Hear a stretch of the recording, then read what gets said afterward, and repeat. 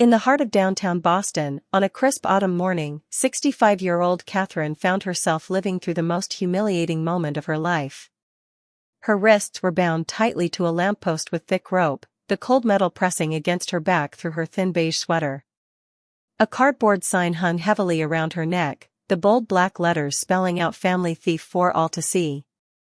Tears streamed down her weathered face as hundreds of morning commuters walked past. Some stopped to take photos with their phones, while others whispered and pointed. A young mother quickly ushered her curious children away, casting a disapproving glance in Catherine's direction. The shame burned deeper than the ropes cutting into her wrists. "Please," she whispered, her voice trembling, "someone help me." But no one stepped forward. Her own children, the ones she had raised with endless love and sacrifice, had done this to her. They had ambushed her outside her favorite coffee shop, dragged her to this busy street corner, and left her to face public humiliation. Their faces, twisted with anger and betrayal, haunted her thoughts as she stood there, exposed and vulnerable. The morning sun climbed higher in the sky, and Catherine's legs began to shake from standing so long. Just when she thought she couldn't bear another moment, a black SUV screeched to a halt in front of her. The driver's door flew open, and a tall figure emerged, moving with surprising speed despite his advanced age. "Dear God, Catherine!" The familiar voice cut through her fog of despair. Through her tears, she recognized her late husband's brother, a man she hadn't seen in years. As he rushed toward her, the crowd of onlookers grew larger, sensing a dramatic turn in the unfolding scene. The sound of sirens wailed in the distance, growing closer with each passing second. But it was the expression on her brother-in-law's face, a mix of shock, anger, and determination, that told Catherine this nightmare was about to take an unexpected turn. What she didn't know was that his appearance would trigger a chain of events that would change not only her life but the lives of her entire family forever. 3 months earlier, Catherine's life had been the picture of peaceful retirement. Her modest 2-bedroom apartment in the suburbs of Boston was her sanctuary, filled with photographs chronicling decades of family memories. The afternoon light would stream through her kitchen window as she prepared Sunday dinners, a tradition she had maintained since her husband Robert's passing 5 years ago. Her retirement wasn't luxurious, but it was comfortable. Robert had been prudent with their finances, leaving her with a decent pension and a life insurance policy worth $275,000. She had always been transparent with her 3 children about the money, believing honesty was the foundation of family trust. Thomas, her eldest, had followed his father's footsteps into accounting. And, her middle child, was a kindergarten teacher with a heart of gold. And then there was Peter, her youngest, who had always struggled to find his path. Every Wednesday, Catherine would meet her friends at the local community center for their book club. They were all widows too, and they understood the delicate balance between cherishing memories and moving forward. "You've done well for yourself, Catherine," her friend Dorothy would often say, "raised 3 wonderful children, kept yourself independent." Robert would be proud. But lately, Catherine had noticed subtle changes in her children's behavior during their visits. Thomas had started asking detailed questions about her finances, his accountant's mind seemingly preoccupied with numbers. And would make odd comments about securing her future, suggesting she might want to consider moving to a retirement community for her own good. Only Peter seemed unchanged, visiting regularly with warm hugs and genuine interest in her daily life. One evening, as Catherine sorted through old photographs, she came across a picture from Robert's last birthday. They had all gathered in the backyard, smiles wide, arms around each other. Robert had insisted on dividing his life insurance money equally among the children after Catherine was gone, wanting to ensure their future security. "Family takes care of family," he always said. Catherine ran her fingers over his face in the photograph, wondering what he would think of their children now. The following Sunday dinner was quieter than usual. Thomas barely touched his pot roast, his fork pushing food around the plate. And kept checking her phone, an unusual behavior for her typically attentive daughter. Peter, however, seemed more engaged than ever, asking about her plans for the garden and suggesting new recipes she might enjoy trying. As the sun set that evening, casting long shadows across her living room, Catherine sat in Robert's old armchair, a cup of tea growing cold beside her. She couldn't shake the feeling that something was shifting in her carefully balanced world. The insurance money sat untouched in her bank account, a safety net she hoped she'd never need to use. But life, she had learned, had a way of testing even the strongest foundations. What Catherine didn't know then was that the peaceful rhythm of her retirement was about to be shattered. The subtle changes in her children's behavior were just the first ripples of a storm that would soon engulf their family. As she drifted off to sleep that night, her last thought was of Robert's words, "Family takes care of family." Little did she know how those words would soon be tested in ways she could never have imagined. The morning Peter appeared at her door, unannounced and agitated, marked the beginning of Catherine's descent into family chaos. His eyes were red-rimmed, his usually neat appearance disheveled, as he paced her small living room.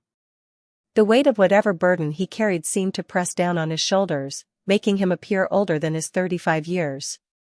"Mom, I need your help," he said, his voice cracking. "I've made some terrible mistakes." The confession poured out of him like a burst dam. He had started gambling 2 years ago, small bets at first, just enough to feel the thrill. But the losses had mounted, and with them, the desperate need to win back what he'd lost. Now he owed dangerous people nearly $200,000, and they were threatening to hurt him if he didn't pay. Catherine's hands trembled as she poured them both tea, her mother's instinct warring with her practical sense. Peter had always been her sensitive child, the one who needed more guidance, more understanding. "These people," he explained, his voice barely above a whisper, "they're not the kind you can reason with. They've given me 1 week to pay, or—" He left the threat hanging in the air. That night, after Peter left, Catherine sat in the darkness of her bedroom, Robert's photograph clutched in her hands. "What would you do?" she asked the smiling image of her late husband. The life insurance money sat in her account, untouched. It was meant to be divided equally among her children after she was gone, but Peter needed help now. Over the next few days, Catherine wrestled with her conscience. She thought about Thomas and Anne, how hurt they would be if they knew she had used part of their inheritance. But then she remembered Peter's frightened eyes, the slight tremor in his hands as he sipped his tea. The thought of him being hurt was unbearable. In the end, maternal love won out over fairness. Catherine went to the bank and withdrew $190,000, nearly 3/4 of the insurance money. She told herself it was temporary, that Peter would pay it back once he got back on his feet.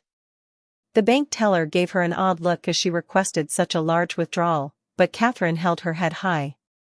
"Family takes care of family," she murmured to herself. When she handed Peter the money in an envelope, his relief was palpable. He hugged her tightly, promising to make things right. "Don't tell Thomas and Anne," he pleaded. "I'll find a way to replace it before they ever need to know." Catherine agreed, though the secret felt like a stone in her stomach. That evening, she sat at her kitchen table, balancing her checkbook with shaking hands.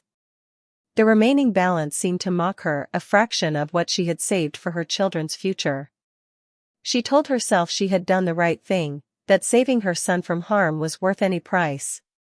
But as she prepared for bed that night, she couldn't shake the feeling that this decision would have consequences she couldn't yet imagine. What Catherine didn't realize was that her secret wouldn't remain hidden for long. The wheels of fate were already in motion, set to reveal truths that would tear her family apart before they could heal. As she drifted off to sleep, her last thought was of Peter's grateful smile, unaware that it masked a deeper deception that would soon come to light. The truth began unraveling on a seemingly ordinary Tuesday when Thomas decided to help his mother organize her financial documents. As an accountant, he had always felt responsible for ensuring his mother's financial security. What he discovered that afternoon sent shockwaves through the family that would change everything. Sitting at Catherine's kitchen table, surrounded by bank statements and manila folders, Thomas noticed the large withdrawal immediately. His professional instincts kicked in, and he began digging deeper. Within an hour, he had uncovered the full extent of the missing money, $190,000, from their father's life insurance policy. Thomas's hand shook as he dialed Anne's number. "You need to come over to Mom's right now," he said, his voice tight with controlled anger. Catherine was at her weekly book club, giving them time to piece together what they believed was a betrayal of their father's wishes. And arrived within 30 minutes, her face flushed from rushing over. As Thomas explained his discovery, her kindergarten teacher's patience crumbled. "How could she?" and whispered, tears forming in her eyes. "That money was meant for all of us. Dad wanted it split equally." The siblings spent hours at the kitchen table, building a case against their mother based on circumstantial evidence. They found her recent credit card statements showing dinners at expensive restaurants, receipts for new furniture, and a brochure for a luxury cruise line stuffed in a drawer. In their minds, these small indulgences painted a picture of their mother secretly living a lavish lifestyle with their inheritance. "She's been acting strange lately," and remembered. "More secretive, always changing the subject when we talk about money." Thomas nodded, recalling how their mother had seemed uncomfortable during recent family gatherings. What they didn't know was that those expensive dinners had been with Peter, trying to counsel him through his gambling addiction. The furniture receipts were for replacing items he had sold to pay smaller gambling debts. The cruise brochure was just a dream she had allowed herself while dealing with the stress of her secret burden. As evening approached, they called Peter, expecting him to share their outrage. His delayed response and nervous tone only convinced them further that something was terribly wrong. "Maybe we should talk to Mom first," he suggested weakly, but his siblings were past the point of reasonable discussion. Thomas paced the kitchen, his accountant's mind calculating the betrayal in dollars and cents. "She spent almost 3/4 of the insurance money," he said, his voice rising. "Money that Dad specifically wanted us to share equally." And, usually the peacemaker, sat silently at the table, tears streaming down her face as she looked at old family photos. "I can't believe she would do this to us," she whispered. To Dad's memory. Together, they formulated a plan that seemed justified in their anger and hurt. They would confront their mother publicly, make her face the consequences of what they believed was her betrayal. The humiliation would force her to confess and make things right. As they finalized their plans, Peter's voice echoed weakly through the speakerphone, suggesting they might be jumping to conclusions. But Thomas and were too hurt, too convinced of their mother's guilt, to hear the fear in their brother's voice. What they couldn't see, blinded by their sense of betrayal, was how their hastily drawn conclusions would lead to actions they would deeply regret. As they left their mother's house that evening, they were certain of their moral high ground, unaware that their planned revenge would set in motion events that would expose truths far different from what they imagined. It began on a quiet Wednesday morning, as Catherine followed her usual routine of stopping at her favorite coffee shop. She never saw them coming, her own children emerging from Thomas's parked car, their faces set with grim determination. Before she could process what was happening, they had surrounded her. "How could you steal from us, Mom?" Anne's voice trembled with anger. "From Dad's memory?" The accusation hit Catherine like a physical blow, leaving her gasping for air on the sidewalk. Thomas stood rigid, clutching a folder of bank statements, while Peter hung back, his face a mask of guilt and fear. The scene quickly drew attention from passers-by. Catherine's confusion turned to horror as Thomas and roughly took her arms, leading her down the street. Her protests fell on deaf ears as they marched her toward the busy intersection where hundreds of morning commuters would see their act of revenge. "Please, let me explain," Catherine begged, but her children were beyond listening. The rope appeared from Thomas's bag, something he'd bought specifically for this purpose. The humiliation of being tied to the lamppost was nothing compared to the pain of seeing such coldness in her children's eyes. And, tears streaming down her face, hung the sign around her mother's neck. "Now everyone will know what you did," she said, her voice breaking. "How you betrayed your own family." Catherine could barely recognize her daughter in that moment, her sweet, caring and transformed by misplaced anger and hurt. The morning crowd began to gather, smartphones appearing like mirrors, reflecting her shame. Catherine caught fragments of whispered conversations: "Poor family," "thief," "her own children." Each word cut deeper than the last. A young businessman crossed the street to avoid walking past her. A group of teenagers pointed and laughed. Peter stood apart from his siblings, visibly struggling with his conscience. Several times he stepped forward as if to speak, only to retreat into silence. His cowardice in that moment would haunt him for years to come. Thomas tried to meet his mother's pleading gaze with righteous anger, but uncertainty flickered in his eyes. "Mom took almost $200,000 from our inheritance," Thomas announced to the growing crowd, his accountant's precision making the accusation seem more damning. "Money our father left for all of us to share equally." The onlookers murmured their disapproval, quick to judge without knowing the full story. Catherine's legs began to shake from standing so long, but the ropes held her upright. The morning sun beat down mercilessly as more people gathered. Some took photos, others shook their heads in disappointment. A few kind souls looked uncomfortable but didn't intervene. Hour after hour, Catherine endured the public shame. Her thoughts drifted to Robert, wondering what he would think of what their children had become. The money that was meant to be a final gift of love had transformed into a poison that was destroying their family. Just when her strength was about to give out, the sound of screeching tires cut through the crowd's murmurs. The black SUV's arrival marked the beginning of a new chapter in their family drama, one that would expose truths her children never expected to discover. As her brother-in-law emerged from the vehicle, Catherine saw a flash of recognition in Thomas's face. None of them had seen Uncle James in years, not since Robert's funeral. His unexpected appearance would soon turn their carefully constructed narrative of betrayal upside down, revealing the true cost of jumping to conclusions without seeking the truth. The crowd sensed the shifting dynamics and pressed closer, eager to witness the next act in this public family drama.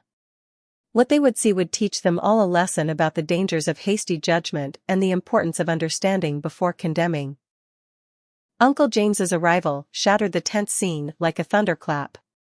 His commanding presence, honed from years as a successful business owner, immediately drew all eyes away from Catherine. With swift, purposeful steps, he reached her and began untying the ropes, his weathered hands shaking with barely contained anger. "Have you all lost your minds?" he bellowed, his voice carrying across the now silent crowd. "Your own mother?" The shame that had been directed at Catherine suddenly shifted to her children. Thomas and Anne took involuntary steps backward, while Peter seemed to shrink into himself. But it was what James pulled from his briefcase that truly changed everything. "Before you continue this public spectacle," he said, spreading documents on a nearby cafe table, "you might want to see what your brother Peter has been up to." The papers revealed a trail of gambling debts, loan sharks, and desperate attempts to cover tracks. Peter fell to his knees on the sidewalk, the weight of his deception finally breaking him. "I'm sorry," he sobbed, "I'm so sorry." The truth poured out of him how he had manipulated his mother's love, played on her fears for his safety, and used the money to pay off dangerous debts. James explained how he had discovered the truth. His security firm had been investigating a notorious gambling ring in Boston, and Peter's name had appeared in their files. The pieces had fallen into place when he'd received an urgent call from Catherine the previous week, asking for advice about helping a child in trouble. "Your mother didn't steal anything," James declared, his voice thick with emotion. "She sacrificed her own security to save your brother from men who would have hurt him or worse." The revelation hit Thomas and Anne like a physical blow.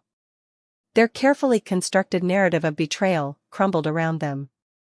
The crowd that had gathered to witness Catherine's shame now watched as the true story unfolded.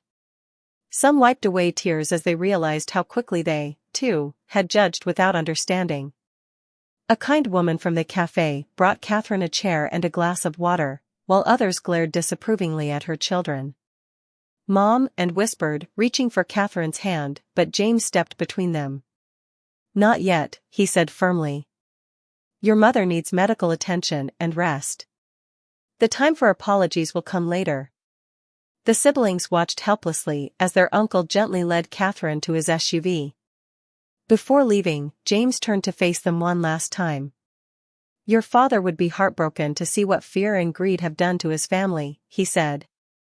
"But he would be proud of your mother's courage and love." The words hung in the air like a judgment as the SUV pulled away. The remaining crowd dispersed slowly, leaving Thomas and Peter standing on the sidewalk, surrounded by the scattered papers that told the true story of their families. Breakdown. They had arrived that morning certain of their righteousness, only to discover that their actions had revealed a very different kind of betrayal. As the day's events began to sink in, they realized that rebuilding their family's trust would be a long and difficult journey. Their mother's unconditional love, which they had repaid with public humiliation, would not be easily regained. The real work of healing was just beginning. As autumn turned to winter, James's penthouse office overlooking Boston Harbor became a place of healing and redemption for the fractured family. The successful security firm he had built over 30 years now served a purpose he never anticipated, bringing his brother's family back together. Seated behind his mahogany desk, James laid out his plan to restore the family's financial stability. "Catherine," he said, his voice gentle but firm, "Robert would never have wanted you to carry this burden alone." The afternoon light caught the silver in his hair as he pushed a folder across the desk containing documents for a structured repayment plan. "I'm offering Peter a position in my company's rehabilitation program," James explained, his eyes moving to his nephew who sat slumped in a corner chair. "It's the same program we use for veterans struggling with PTSD and addiction. Full salary, but every penny goes toward repaying the insurance money, with interest." Peter nodded, tears streaming down his face, understanding this was more than he deserved. Thomas and Anne sat on either side of their mother, their earlier righteousness replaced by deep shame. They had spent weeks trying to apologize, sending letters, flowers, and messages that went unanswered. Catherine's silence had been their punishment, more effective than any words could have been. "Furthermore," James continued, "I'm establishing a family trust." He outlined how his company would match every dollar Peter repaid, effectively doubling the restoration of the insurance money. "This isn't charity," he insisted when Catherine tried to protest. "This is family taking care of family, the way Robert would have wanted." The winter sun cast long shadows across the office as James shared his own story of redemption. In his younger years, he had almost lost everything to addiction before Robert helped him rebuild his life. "Your father never gave up on me," he said, his voice thick with emotion. "Now it's my turn to pay that forward." Catherine reached for her brother-in-law's hand, squeezing it gently. For the first time since the public humiliation, she spoke directly to her children. "Your father believed in second chances," she said softly. "And so do I." The words fell like a blessing on their bowed heads. And broke down, years of working with troubled children in her kindergarten class suddenly giving her new perspective on forgiveness. Thomas, the accountant who had been so quick to judge, now saw how numbers on a page had blinded him to the human story behind them. James unveiled the final part of his planned family counseling sessions would be held in this very office every Sunday after church. "We'll replace dinner with dialogue," he said, a small smile playing at the corners of his mouth. "Until we've rebuilt what was broken." As the family left the office that evening, the lights of Boston Harbor twinkled below like stars fallen to earth. They walked together to the parking garage, their steps no longer weighted by anger or shame, but by the solemn responsibility of rebuilding trust. Catherine paused before getting into her car, looking at the city skyline. The same public space that had witnessed her greatest humiliation now seemed to offer a promise of new beginnings. Her brother-in-law's intervention hadn't just saved them financially, it had offered them a path back to being a family. As they drove their separate ways into the winter evening, each carried with them a copy of James's plan, not just a financial document, but a roadmap back to each other. The real work of healing was just beginning, but for the first time since that terrible morning at the lamppost, hope felt possible again. In the quiet confines of the Boston Harbor Recovery Center, Peter's journey back to sobriety began in earnest. The facility, part of Uncle James's corporate outreach program, became his home for the next 6 months. Through the large windows of his room, he could see the same harbor where his gambling addiction had first taken root at the floating casinos. Each morning began with group therapy, where Peter slowly learned to share his story. The shame of his actions, manipulating his mother, causing her public humiliation, nearly destroying his family weighed heavily on him. But as weeks passed, he found strength in the stories of others who had walked similar paths and found their way back. Catherine visited every Sunday, bringing homemade cookies that reminded Peter of childhood afternoons in their family kitchen. At first, these visits were silent affairs, both mother and son struggling to bridge the gap their secrets had created. But gradually, words began to flow. "I keep thinking about Dad," Peter confessed one afternoon, his hands trembling around a cookie. How disappointed he would be. His mother's response surprised him. "Your father would be proud of you now," she said softly. "Not for what you did, but for having the courage to face it." Those words became Peter's mantra during difficult nights, when the urge to gamble clawed at his resolve. Thomas and Anne's path to reconciliation was equally challenging. They attended family therapy sessions in Uncle James's office, where the truth of their hasty judgment and cruel actions was laid bare. The therapist, Dr. Reynolds, helped them understand how their fear of losing their inheritance had revealed character flaws they never knew they possessed.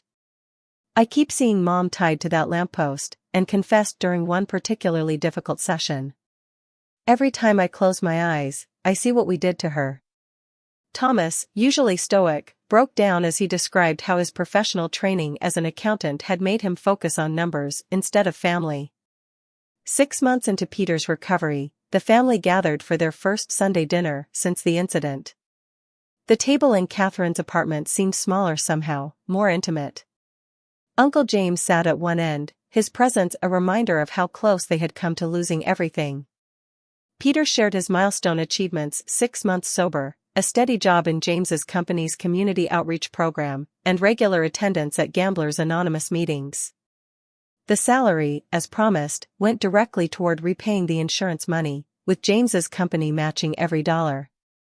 Thomas had begun offering free financial counseling at a local community center, his way of making amends by helping others avoid the pitfalls of misunderstanding money and family. And had started a support group for families dealing with addiction in her school district, turning her shame into a force for positive change. As they passed dishes around the table, their hands occasionally touched, each contact an unspoken apology and forgiveness.